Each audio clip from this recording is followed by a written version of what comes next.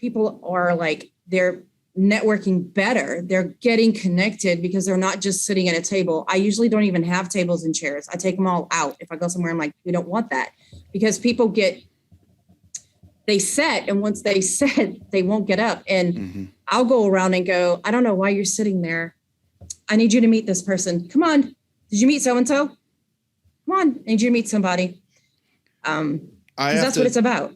That's a pearl. Like, that's a nugget for everybody to just write down, is that the less tables and chairs you have in the room, the more energy your event will have, which is an absolute mind-blowing, counterintuitive thing for people.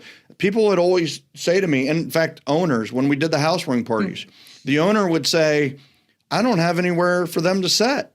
And I was like, awesome. That's excellent. And we're going to have barbecue so they can stand to eat it with no problem.